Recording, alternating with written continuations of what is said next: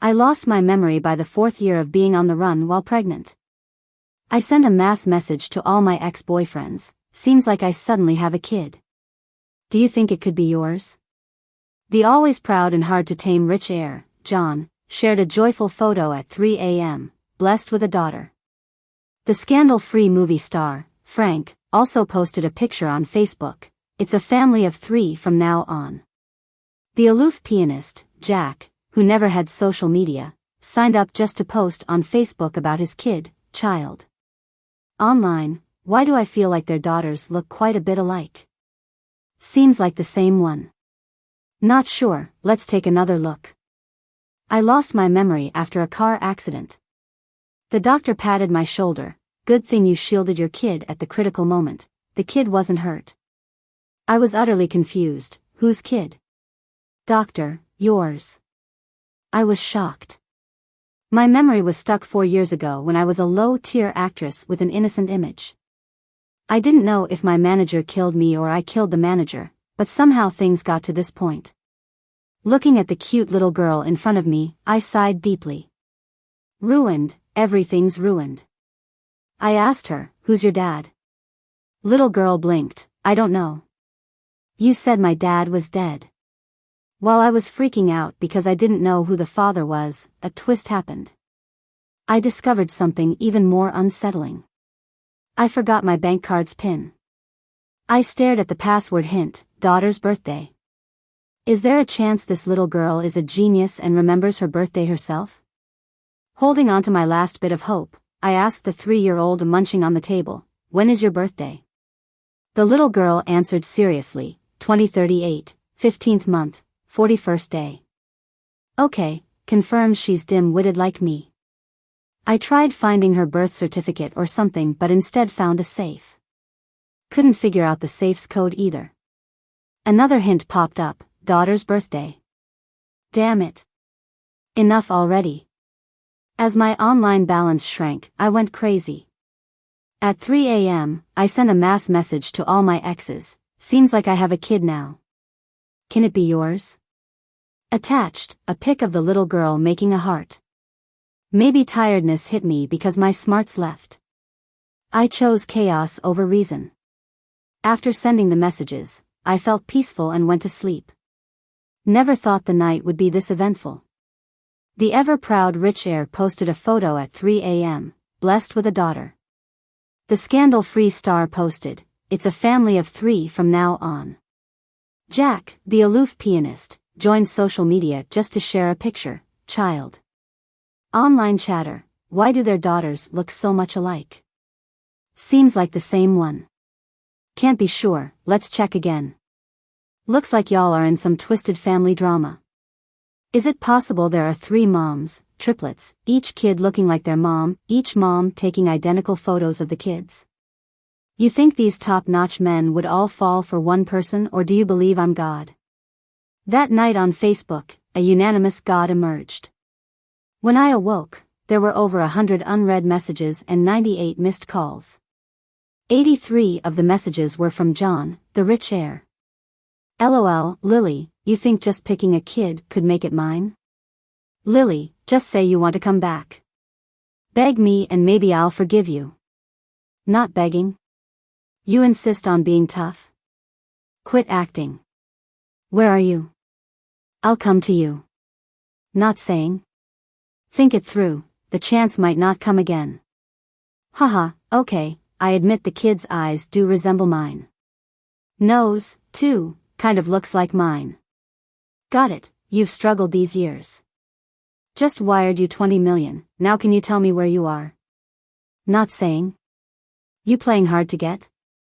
Haha, stop experimenting, I openly confess I still have feelings for you, what's your response? I kinda think the daughter might be John's. Stupid thought, but with 20 million, who cares if he's dumb? Wait, the card's password. Hint, daughter's birthday. Seriously, enough already. How much do I love my daughter? Please be kind to every devoted mother, God. The messages from the other 2 were fewer. Movie star Frank simply said, I hope I am. It's okay if not, just don't leave me, Lily. The other's response was brief. Could be. Huh. What an abstract answer. You arty types, I swear. So, is it or isn't it? All these riddlers. In frustration, a Facebook alert popped up, shock. Top actor, rich heir, and rising pianist all claimed the same kid. Claimed the same kid? Is showbiz really this wild now? Excited, I clicked to see the drama. Then my grin froze. Damn, how is it our daughter being claimed? They trended overnight, and the buzz kept rising. At first, people joked, but then someone asked, so who's the real dad? A battle was brewing. The baby's eyes totally mirror our guy, be respectful, non-dad fans. Even an art ignoramus can see Jack and the baby have the same aura. We just surf the web less, not dead. Nose, lips, a spitting image of the Smiths' heir, even surgery wouldn't make them more alike. Who's the blind one here? Three-way chaos, a messy fight. Until someone asked again, ask the mom, she'll know. So who's the mom? Where's the mom hiding now? Alright, they stopped fighting. Unified against me, the mysterious fourth party. First, I didn't bother anyone. Second, I didn't bother anyone. You're heartless, are you happy now? Whatever, I'll play dead. Ignoring it, the buzz will die soon. But half an hour later. The buzz still climbing, and now it's explosive. I clicked on it all confused. To my surprise, John had liked a comment that said, this nose and mouth, the Smiths couldn't achieve this resemblance even with surgery. Who's pretending to be blind here? Dude, you don't think my personal life is as calm as a dead lake with just you, do you? I may have the image of a pure little flower, but I'm not actually that pure. I finally remembered I had set John's messages on Do Not Disturb. Clicked in to check. Lily, are you messing with me? Ha. I'm not the one being played like you think, spinning in circles is my hobby, I have my own plans. So the kid looks exactly like me, huh? Maybe you're playing both of them. Messages filled with his pride, non-stop, until half an hour ago. But I just stared at the screen, zoned out. Till suddenly another message came from his side. Lily, have you been well these years? Come back. The kid misses her dad, and I miss her mom. Wait a sec. How come you've started acting before even figuring things out? Finally, it hit me. They don't actually know about the kid. Alright, so the mom doesn't know she has a kid. The dad doesn't know if he has one either. Feeling like a couple of clueless idiots. I sighed, giving up on finding out my daughter's birth date, decided to just go and reapply for the documents. Getting things done abroad is too much hassle, takes at least half a month. I looked at the cute big-eyed kid next to me, grinned darkly, kiddo, you're in luck, with me you'll have endless hardships ahead. The little one didn't understand, even thinking hardships were good, clung to my leg saying in her sweet voice, doesn't matter as long as I'm with you, Mom. Oh my God, it warms the heart somehow. Maybe it's a miracle, that night I actually found my diary. Every tiny detail of daily life recorded in it. The first page was the shortest, just one line.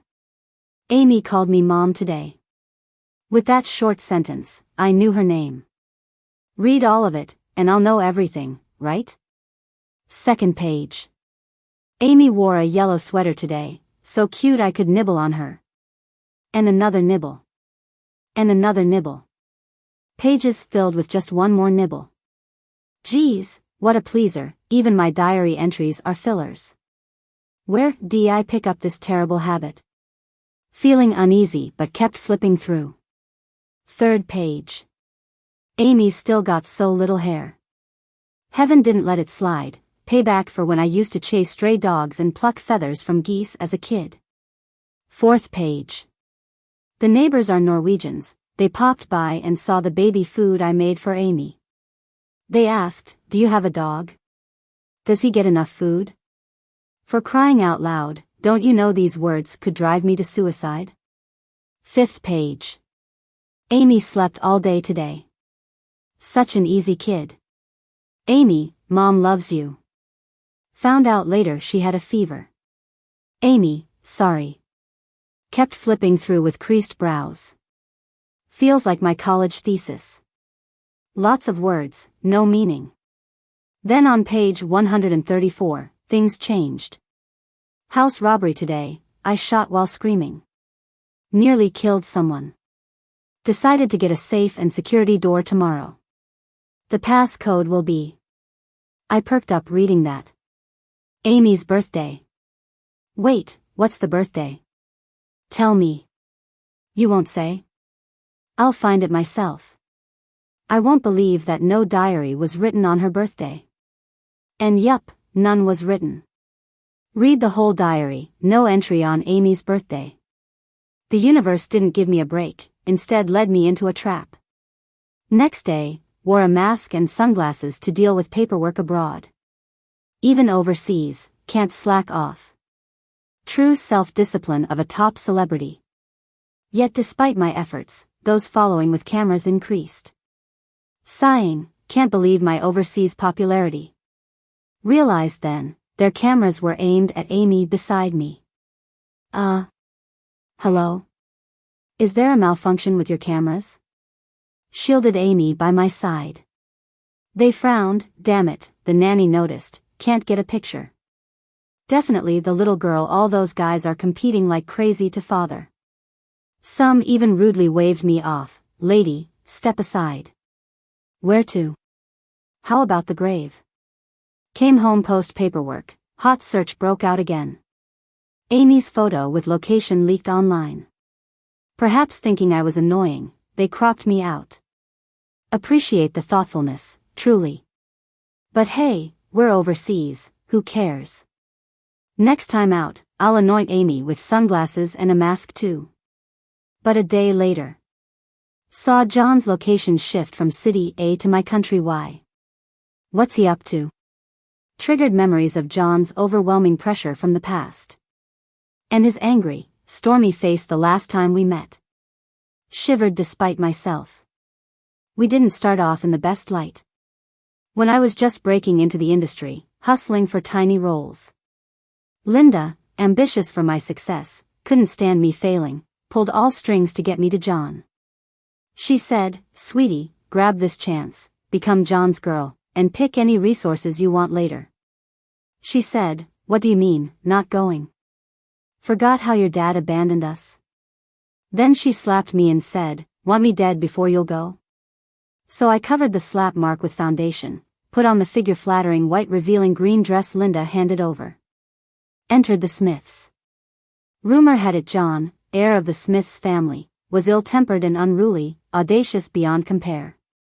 True enough, he furrowed his brow the minute I stepped in. Honestly, John's got good looks. He's lounging casually on the sofa, wearing a black shirt with the collar slightly open. He's got this upper-class vibe about him. I forced myself to meet his gaze. His sharp eyes landed on my exposed skin. He paused but didn't ask me to leave. Human nature and desires. John's no exception. I couldn't help but smirk internally. Then John suddenly spoke, aren't you cold? Huh? Was he mocking me for having no boundaries in trying to seduce him? Before I could respond, he got up and went upstairs, leaving me alone. As I stood there confused, a large suit jacket suddenly dropped on me. John, leaning lazily on the upstairs railing, said, put it on. I'm not the type to let someone freeze to death. Looking back, it's kind of funny. Linda stripped me of all my clothes and dignity, pushing me to wear a dress in freezing weather to seduce men. And now here's the man asking if I'm cold and handing me clothes. So being John's kept woman, aside from initial discomfort, I really didn't have any issues. 2 years with John, and I went from a nobody to a minor celebrity. Won a few small awards and started getting noticed by big directors. That's how I met Oscar winner Frank, on the set of a major director's movie. Frank is all serious and distant, always emotionless behind those gold-rimmed glasses. Acting with him felt like working with the ancient Greek god of chastity. I was always nervous. I practiced every scene multiple times on my own, terrified of dragging us down. But sometimes, the more I tried, the more I couldn't get into character. During one crucial scene with Frank, I just couldn't show the right emotion. I was getting anxious, stuck with no idea what to do, when Frank said, "Don't worry. You've been doing great all along. Take it slow." He patiently guided me through the scene, helping me find the emotion. The shoot ended successfully, with the camera capturing Frank and me embracing. With his back to the camera, no one saw him whispering to me, "You were amazing. I knew you could do it." I felt that familiar warmth of being praised and encouraged, maybe a bit too much. Might want to hold back on the compliments. I later sent Frank a message, thanking him. He replied quickly, "You're talented, just seem a bit anxious. Lily, take your time, don't rush, and everything you want will come." But how could I not rush? If I didn't, who knows whose bed Linda might push me into next. So I didn't really listen to him. I focused on memorizing lines and enrolling in acting classes. I grabbed every commercial opportunity to boost my exposure. Then Linda suddenly got us trending as a couple online.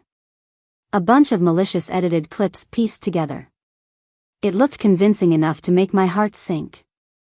Panicked, I called Frank to apologize, promising to take the trending topic down.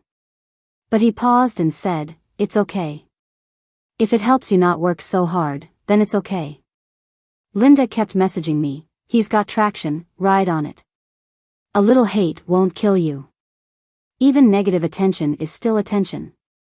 But hey, I'm human too. I have emotions. And so does Frank. He shouldn't be dragged into this."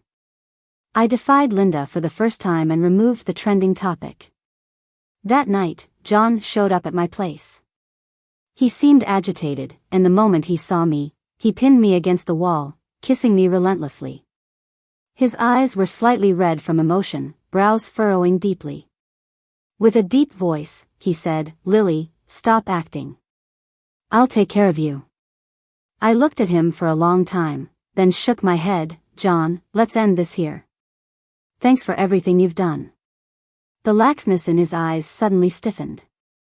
Grabbing my wrist, he said coldly, "Lily, say that again?"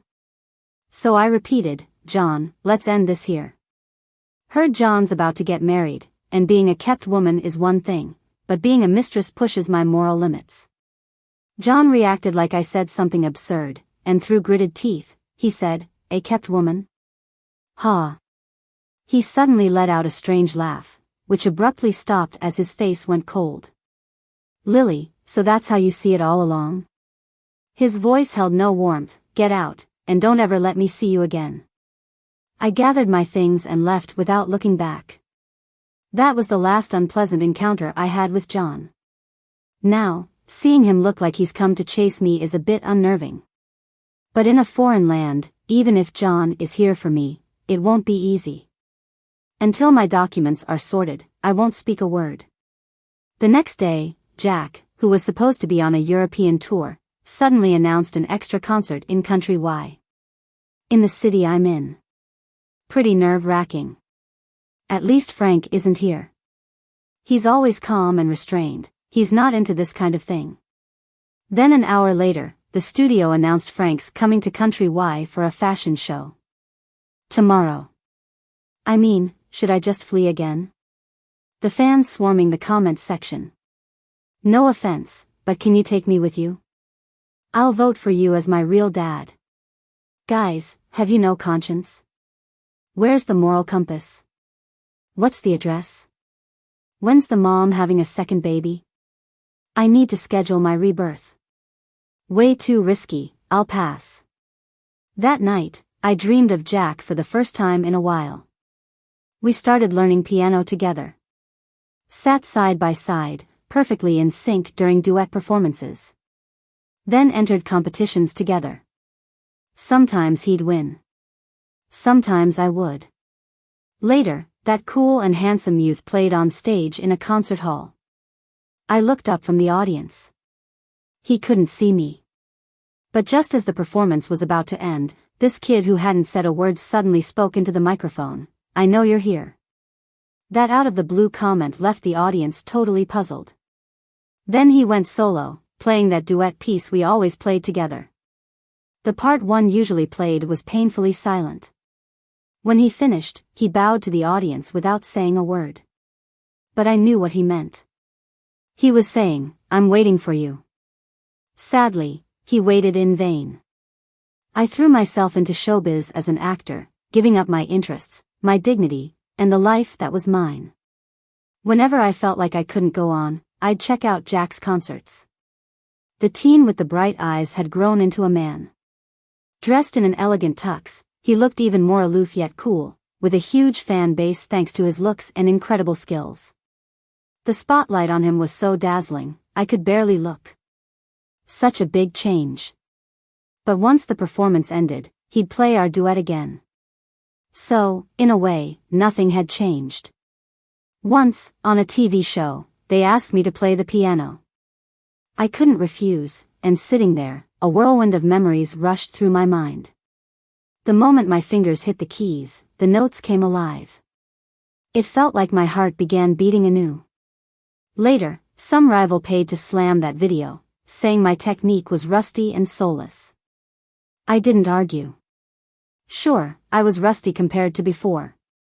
Then Jack popped up in an interview. They randomly brought up my piano clip. The reporter said, "Some in showbiz just use the piano for clout. Fans call them geniuses just for playing a bit. What's your take?" In the clip, Jack sat back coolly on a black sofa. Then he sat up, serious, and said, "I think Lily played well. She's a genius." That shut down the criticisms about me. I sent him a message that day, "Thanks." It took him a while to reply. "No problem." Sounded cold, like a stranger. But I couldn't help but laugh. We started meeting up for drinks occasionally. He never asked why I gave up the piano or why I became an actress. But once, he asked, "Lily, are you happy?" He said, "You gave up the piano. I just hope you're at least happy." I stayed silent, just kept drinking. What happened after that is fuzzy because I got drunk. But now in my dream, it's coming back to me. In a dim room, I was crying my eyes out, and Jack, usually so expressionless, looked a bit lost. He sighed, wiped my tears, and said, "Lily, if you're at a dead end, just come back. Come back to me." I stared at Jack in the moonlight for a long time. Then suddenly leaned in and kissed him. His mint scent filled my nose, and the coolness jolted me. But then Jack pressed on my head, pulling me into a deeper kiss. I woke up, screaming from the dream. Missed the ending. No wonder he asked if we should be together after that night. It puzzled me at the time, so I didn't answer. Avoidance is shameful but surprisingly effective. I can't recall what happened after. I have zero curiosity about that lost memory, no urge to find out. Do we have to know everything in life? What's wrong with forgetting? Life doesn't have to be so normal. Didn't expect to be found so soon. Before dawn, my neighbor woke me with a call, saying a man was asleep at my door. But he doesn't seem sketchy since he's really handsome. I opened the door, puzzled, and froze when I recognized him. A 6-foot-tall guy in thin clothes was dozing against the wall. His long legs awkwardly bent, with a tired expression even in his sleep. Cigarette butts scattered on the ground, though I recall he didn't smoke. I called out in a shaky voice, "Frank?" He opened his eyes, a bit dazed, eyes lingering on me before suddenly embracing me, whispering, "Long time no see." "Yeah. Long time." I helped him up, sighed, "Why sleep outside all night?" He rose with my support but ended up leaning heavily on me due to numb legs. His warm breath was close. I was about to push him away when he said, "Got here at 2 a.m. It was late, didn't want to wake you. But really wanted to see you, so I just waited out here." The always composed and serious guy acting all pitiful. I couldn't handle it at all. Frank hadn't changed much from my memories. His brows arched sharply, eyes narrow, always looking a bit detached. But there he was on the chair, looking at me with a softened gaze.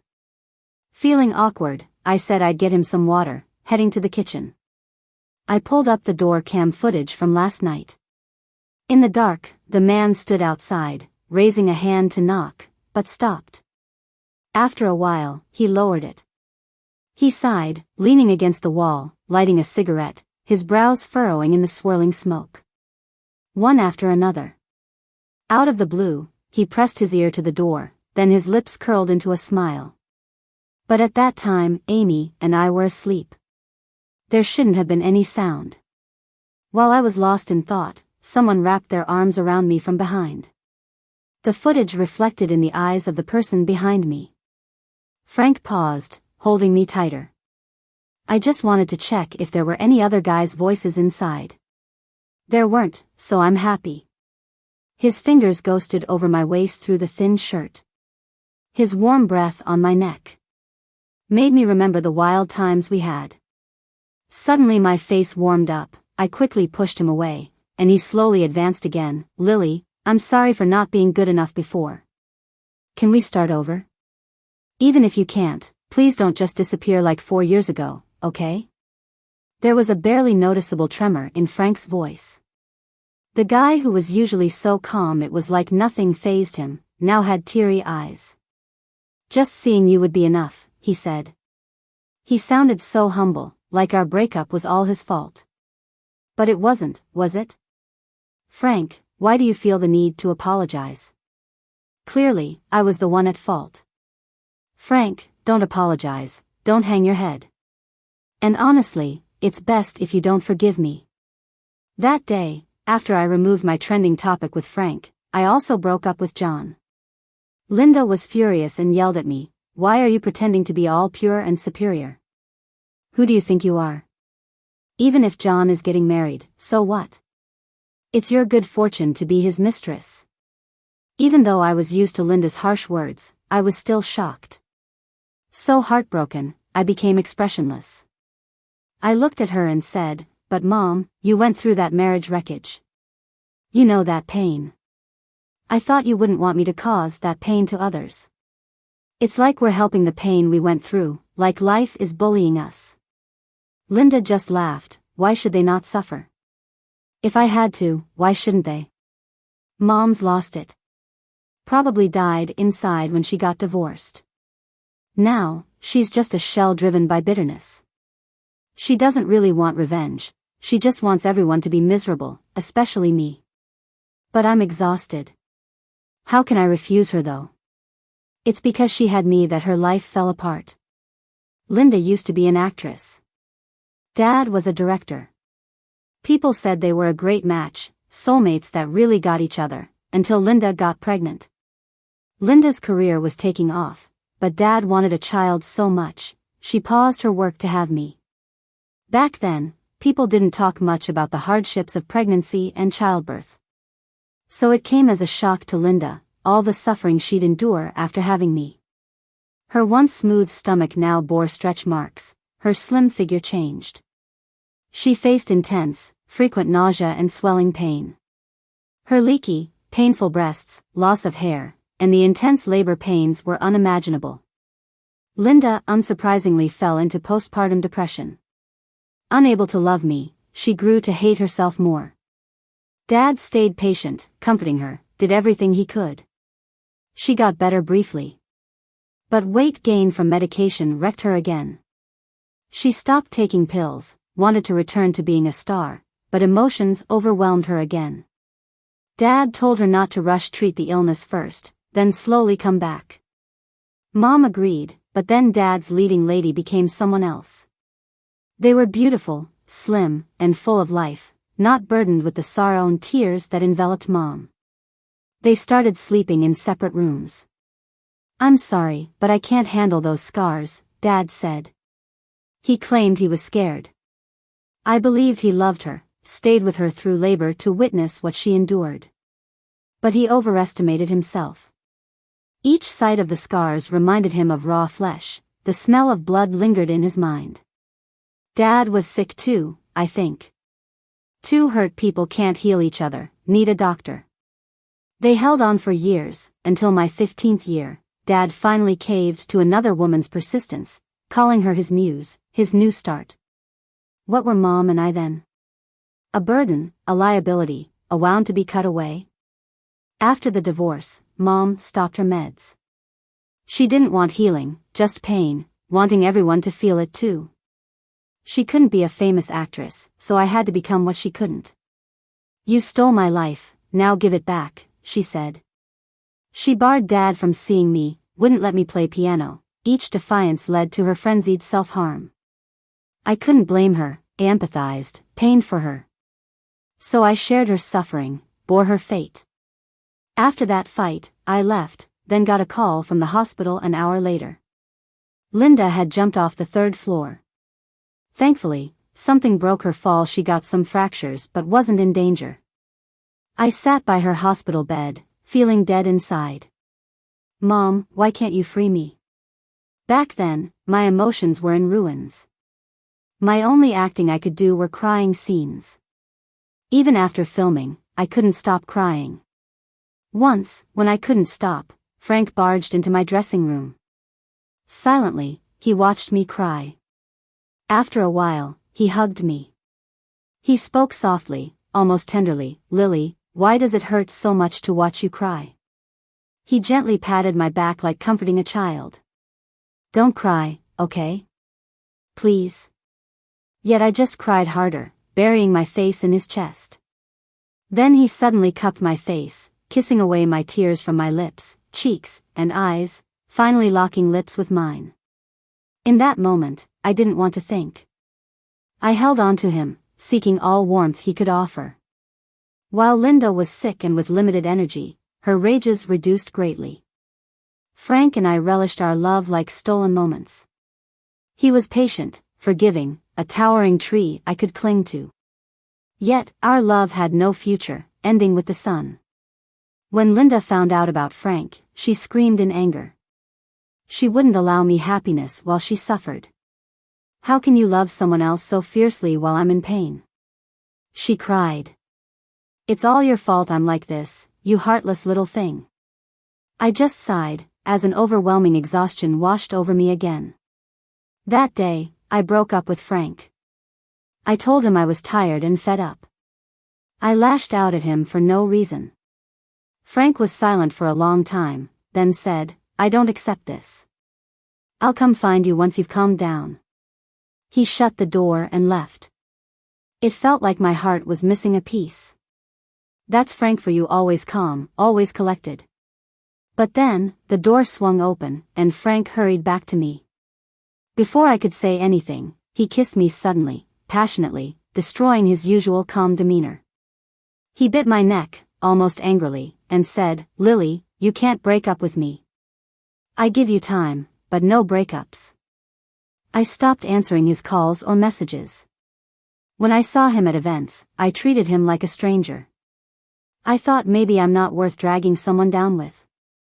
But Frank, how could you cross mountains and valleys to tell me it was your fault, that it wasn't enough? Thinking back now, I get a splitting headache. That person I've been subconsciously avoiding became clear with the repeated memories, filling in the gaps of the 4 years I forgot. My vision blurred, and I finally fainted. I remembered. Linda died on the day I gave birth to Amy. It was no longer a cry for help. She jumped from the 23rd floor, without hesitation.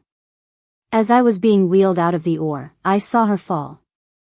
"Linda, you were so cruel to me." When Linda found out I was pregnant, there wasn't much reaction. She never thought I'd actually want to keep the baby. But I did. All the love I never had, my child would receive. I would love her, respect her interests, let her choose her own life, support her, understand her. I'd be a good mom. Linda mocked, "You? You don't know how to be a good mom." I looked in her eyes and said, "I've never been a mom, but I was a kid. I know how a kid should be loved. I never had it, so I know what's missing." Linda wasn't worried. She thought I was acting out of spite. But when she saw I was really going to have the baby, she went crazy again. But this time, I wouldn't give in. She hurt her child, but I wouldn't. I would protect mine. I felt a surge of strength inside me, resisting Linda's emotional tug of war. I suddenly knew I could climb out of the mire and spend my life in love and being loved. Because the love wasn't just for my child, but also for the me that longed for love. Linda got quieter when she realized her threats wouldn't make me abort.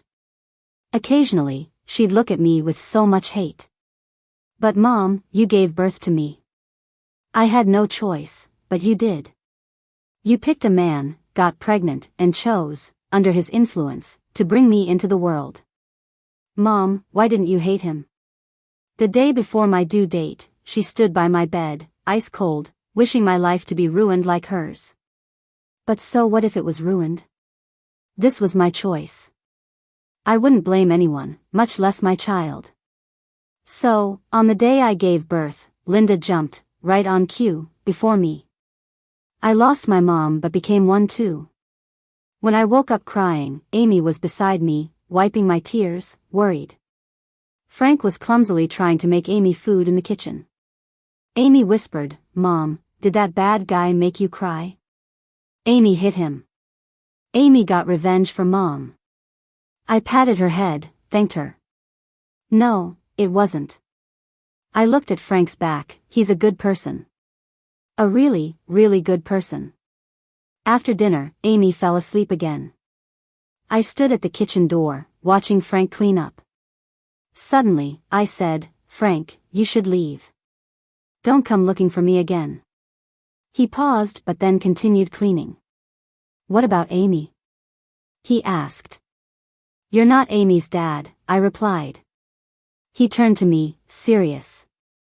I can be Amy's dad. I shook my head, Amy doesn't need a dad. She's just fine with me. Frank went silent, then looked at me, voice rough, and you? Do you need me? I didn't answer. He gave a pained smile, but I need you. Lily, I need you. John found me hours later. I didn't want to see him but eventually opened the door. Amy had just woken up and was scared seeing a stranger, clinging to my clothes. Mom, who's that? Is he a good person too?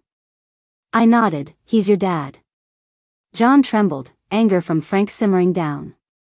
He approached Amy, crouched, wanting to touch her face, but pulled back halfway.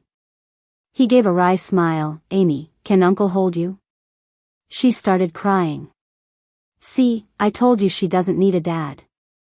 After she cried herself to sleep, John was smoking outside, looking a bit lonely.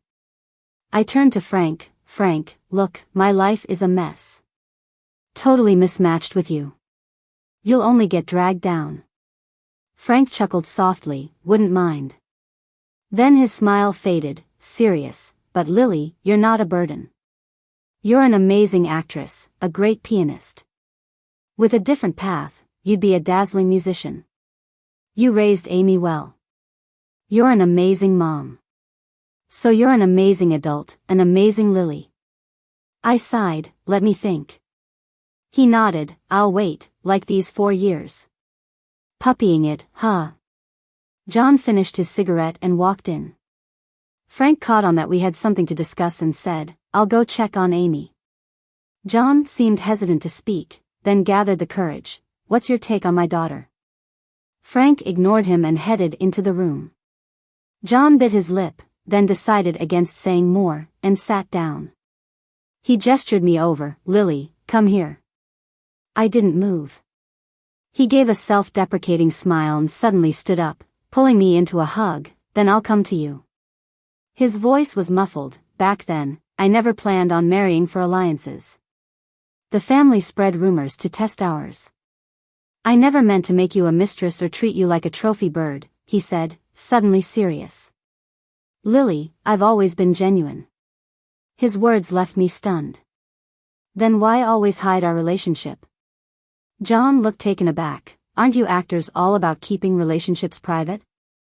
I'm supposedly the one in the shadows, and yet I'm the victim. I froze. But that's not what Linda told me. Linda said John had some interest in me and that I should visit his home and see him, and I could be with him if I were satisfied. Mom, do you think I'm only worthy as a plaything, not of love? It turns out from beginning to end, I was the one not taking our relationship seriously. I pushed John away. Sorry, I misunderstood. John's face brightened, about to speak. I interrupted, but let's end it. John, I once loved you secretly, lowering myself to that level. But I can't love you like that anymore. John, I'm sorry, but let's just leave it here. Amy is your daughter, you can see her anytime. With each sentence, John's face grew darker, his lips pressed into a tight line as his anger deepened. But at the last sentence, he suddenly smiled. It's okay, Lily. The future is long. We'll take our time. On the third day, Jack's concert began. I took Amy to the concert. 5 minutes after sitting down, someone sat next to me. What a coincidence. I sighed. How did you know I'd be here? Frank didn't look at me. During the 4 years you disappeared, I looked up a lot about you. The piece Jack plays at the end of each performance is for you, right? I nodded. Why, feeling jealous? He shook his head. No, I just think you'd shine up there as well. The music started. I didn't say anything more, and neither did Frank. Amy sat quietly and fell asleep after 3 minutes. Yes, very quiet. The concert ended to thunderous applause. Jack picked up a microphone. I know you're here. Just like so many years ago. Then he silently started playing the piece again. Finally, he bowed to the audience. For a long time. He didn't say anything. I didn't say anything. But he understood my response. I said, never mind. And I understood his response. If you're tired, come back. Come back to me. A month later, I brought Amy back to the country. I used to leave to escape Linda's death. Looking back now, that was her choice. Not my fault.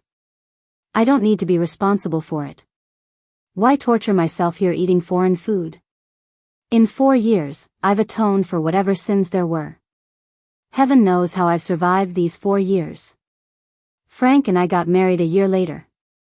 That day, Frank shared a Facebook post from a year ago. From now on, we're a family of 3. I shared it too.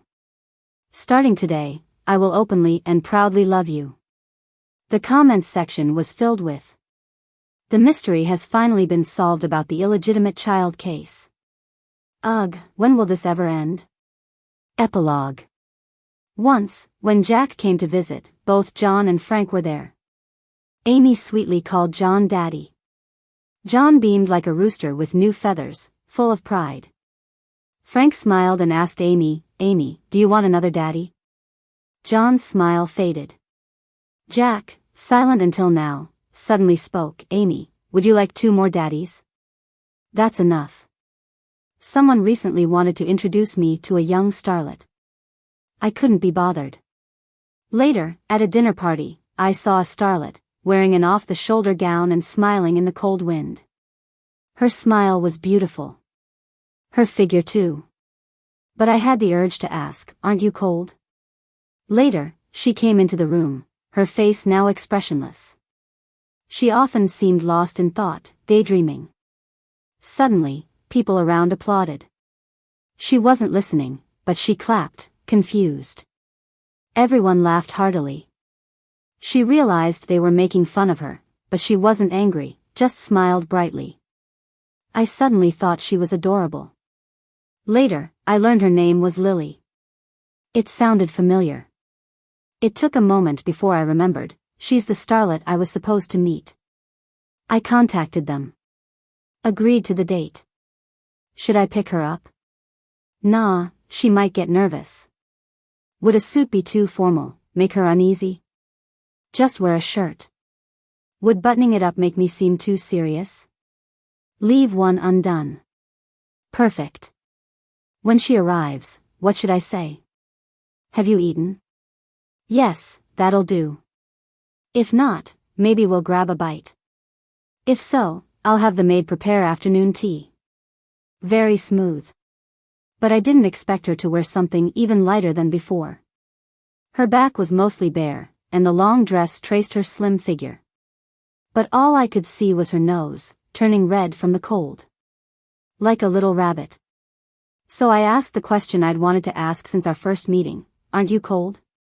And this time, I'll wrap her up in warmth. Lily is the only peer who matches my skill. Her style is unique, sorrowful yet not hopeless, bursting with life. Like fighting to survive in despair. We competed together, practiced together. We were equals, and rivals, naturally. We appreciated each other's skills. In four-handed composition. I felt like I merged into her life. I felt her sorrow, her despair, her vitality. I loved her music. She loved creating music like that. I've always loved music more than love itself.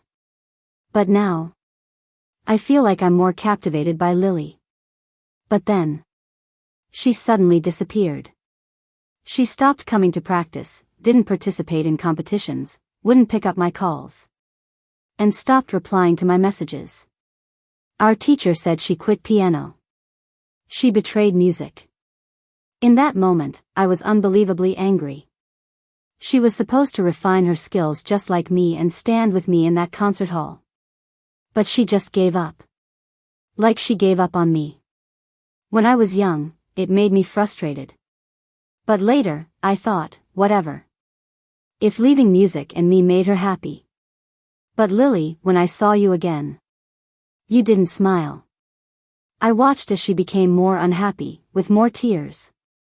But I couldn't do anything. I had no clue about her pain. I could only be there for her. Share her pain. Later, she got drunk and kissed me. Soft. And warm. She put her arms around my neck and asked me, if I kept playing piano, would I shine like you? Would I stand in a concert hall with thousands coming to see me? Would they praise me, call me amazing? I said yes, definitely yes. Because I could.